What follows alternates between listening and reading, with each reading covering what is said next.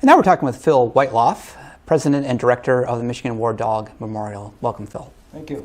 Well, let's start out very simple and talk to us a little bit about why did the Michigan War Dog Memorial get started and why? Well, it all started back in 2012, and kind of what got me inspired was that the time I was in the military back in the 60s at Fort Jackson, South Carolina, I did witness the dogs being trained, and it was getting prepared for Vietnam. And that stuck with me for a long time. And how it all came about with the War Dog Memorial here in South Lyon, in Lyon Township, was somebody told me about an old abandoned pet cemetery. And in the middle of that cemetery was a monument honoring the war dogs. And I said, well, I got to check that out. So I drove out there, and I got to the corner, 11 Mile and Milford Road, and that's all I saw was a big wooded area. I didn't see any monument, I didn't see anything. So I parked the car, walked in there, and sure enough, there it was. And then I looked around, and I could see these headstones popping up through the knee-high grass. And I said, wow, somebody should do something about that. And how many times we've said that? Right, exactly. Somebody should do something. So I went home. A couple weeks later, I'm sitting there, I'm retired now, and so I'm sitting there having my coffee, and I says, Weitlauf, you got time, why don't you do something about it? So I formed a detail with my veteran buddies and some canine supporters, and we set a date. And I'm hoping to get 10, 12 guys out there, and maybe we start just cleaning this up. We just wanted to clean it up. Well, that day we set that date, over 55 people showed up. Wow. And I said, wow, I think we've got something here. So we broke it down in grids and started working on it. It took us 2 years to clean it up. And that was just the initial cleanup? Just the initial cleanup, just to clean the brush and all the little sapling trees, all that stuff that was in there. And I was just absolutely elated with the support we got, not only from the residents here in South Lyon and Lyon Township, but a lot of the military veterans and the VSOs, that's Veteran Service Organizations, started stepping up, and we were getting crowds out there up to 60 and 70 people on a cleanup day. So anyway, we got it cleaned up, and then I realized, and as I checked into it, the pet cemetery was never registered. The name was never registered. So we registered the name and changed it to Michigan War Dog Memorial with one thing in mind. We were going to honor the military dogs and honor the law enforcement dogs and give them ceremonial burials for their service and sacrifice to our country and community. So we cleared that with the township, so there was no problem, and so that's when we started doing the internments. Right. And then that started kind of snowballing. When people realized what we're doing, they wanted to get involved. And the other thing is kind of amusing in a way. I set up committees, and we had a board of director now. So none of us are from the funeral homes, anything. How do you do a procedure for a military dog? Right. So I thought, well, no problem. I'll just call the DOD. Military has a procedure for everything. Sure. So I get a hold of them, and I asked that question, and there was a long hesitation. And they said, well, we really don't have one. Really? So we leave it up to the units. Okay, that made sense. So I said, well, they leave it up to the units, guys. We're the unit.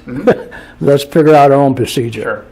And it was interesting. We sat at the table, and then people were throwing ideas, and we come up with a program. And that program that we came up with, we're still doing today. Excellent. We're still doing today. We've got the bagpiper, we got the honor guard, we got the 12 German Shepherds escorting the remains to the table of honor. We've got the colonel from the Air Force. She's still doing our invocation. We're presenting the handler with a folded American flag. We're playing taps on the bugle. We're doing Amazing Grace on the pipes. We have 2 of our German Shepherds have been trained to howl on command. It's called a canine salute to their fallen comrade. Very cool. And they'll howl for 20 seconds or so. And then we just added one more procedure called the missing dog formation. And as they're going through that process, we're playing the music by Linda Ronstadt of Goodbye, My Friend. And about that time, my wife passes out the Kleenexes. Exactly, I believe it. That's because that will happen. So obviously you have the internments there as well, and obviously we've also been able to cover some of the other events, the dedications of the wall itself. Yes. What else has, and I know it's developed even further with the fencing around the perimeter. I think there's some lighting there, the parking lot there.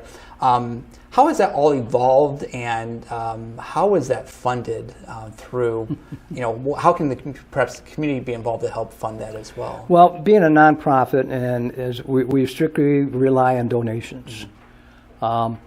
And believe me, people have stepped up. Corporations started stepping up, and that's what really shot us up the ladder. Right. Once they stepped up and said that, what do you need, Phil? And I said, well, I need a fence. Yep. Okay. Well, go get a quote. I'll go get a quote. $28,000. No problem. Have it done. We'll pay for it. Wow. I mean, that's the way it started happening. And unlike everything out there, on all the stuff we put in, the wall, that was donated.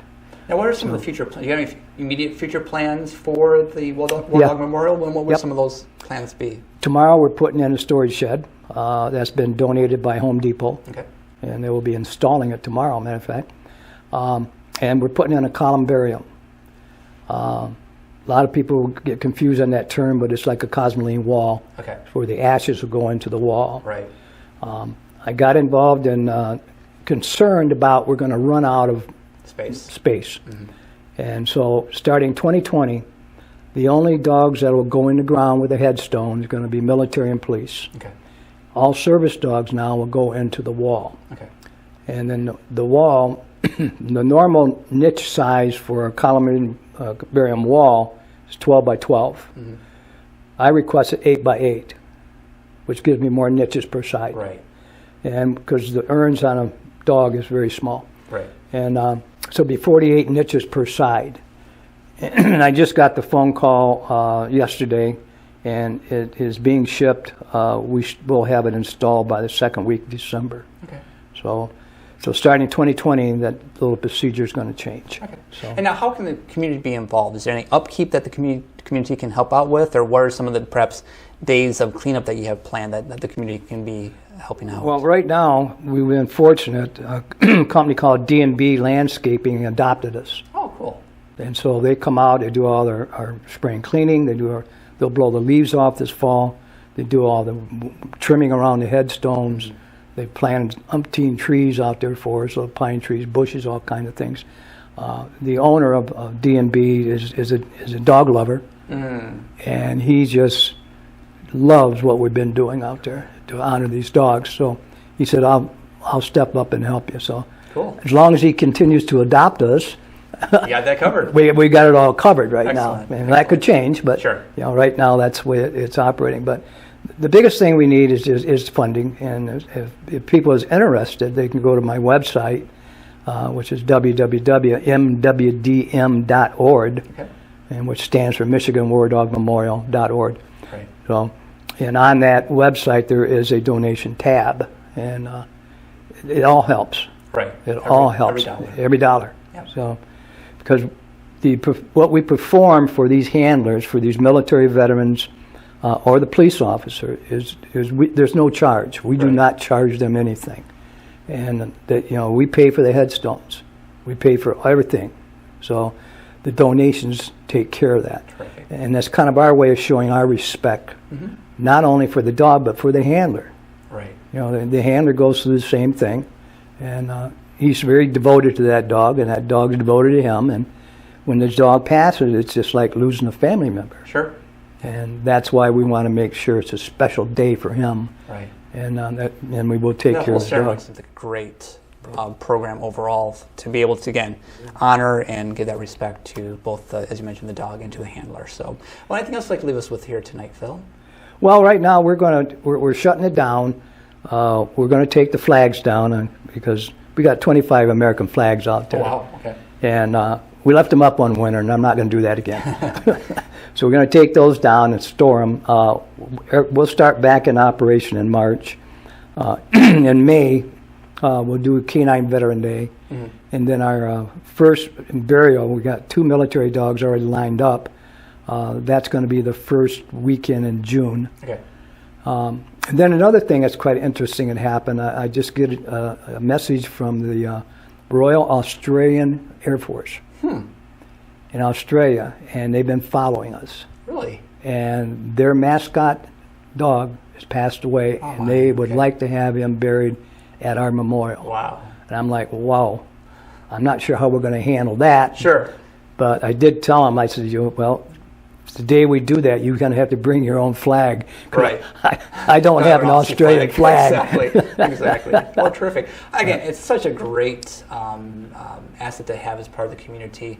Again, as you mentioned, just to be able to show that respect and to honor the dogs who have served in various capacities, and as you mentioned too, the handlers as well. So thank you tonight, Phil, for coming out. It's been great talking with you, and I look forward to seeing further developments out there at the War Dog Memorial. Oh, great. Thank you very much for having me.